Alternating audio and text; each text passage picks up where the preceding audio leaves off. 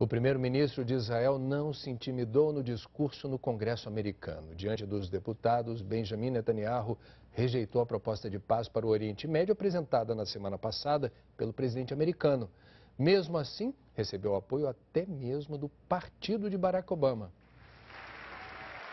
O primeiro-ministro de Israel foi aplaudido de pé por deputados republicanos e democratas. Benjamin Netanyahu se disse disposto a fazer concessões e ser generoso com o tamanho do futuro Estado palestino, mas descartou a proposta de Barack Obama para que a nação palestina seja delimitada a partir das fronteiras anteriores à Guerra de 67.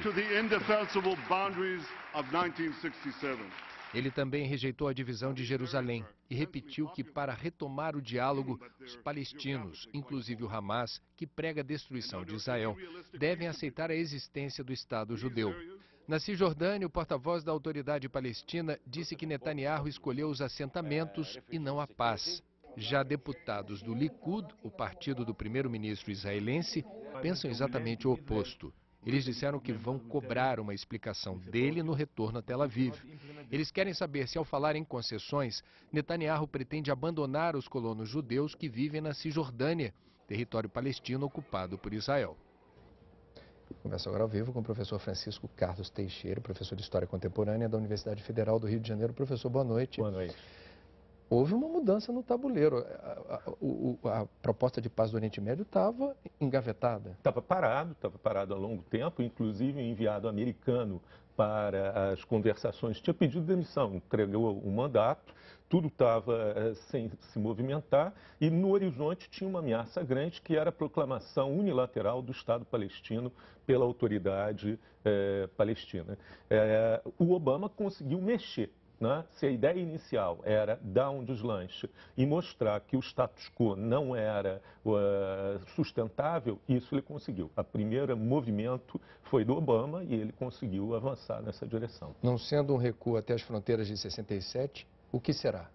Essa questão do discurso do Obama, quando ele falou as fronteiras de 67 são a base da negociação, e depois ele explicou muito claramente, respeitando a realidade demográfica e as novas condições, isso diz que tem que começar a negociar por alguma coisa. Para ele, a negociação é fronteiras e segurança, foi o que ele propôs. Depois o resto.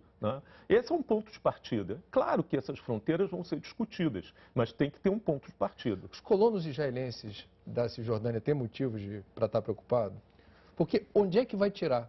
Onde é que recua? O problema aqui é saber quem vai sair e quem não vai sair. Alguns blocos de assentamento, principalmente em torno de Jerusalém, são gigantescos e não dão mais para mexer, são definitivos. Alguns outros assentamentos, principalmente no norte, são bem menores, podem ser mexidos e vai haver troca de território. A ideia é ter troca de território. O mais grave agora na afirmação de Netanyahu foi de que Jerusalém permanece inteira e como capital do Estado israelense. E isso é um ponto que vai ter que ser discutido. O Estatuto de Jerusalém não pode ser considerado definitivo. Não é a primeira vez que Israel desqualifica o Hamas como interlocutor, porque Hamas não reconhece Israel. E quem vai ceder nesse capítulo? Olha, na verdade eu tenho a impressão que Obama tem um passo audacioso, não se sabe até que ponto foi audacioso, e Netanyahu, ele reagiu da forma mais equivocada possível. A gente tem que lembrar que o governo israelense é um governo de coalizão, e coalizão extremamente frágil. O Likud não tem maioria. Além de tudo, historicamente, Netanyahu sempre foi contra todos os acordos de paz.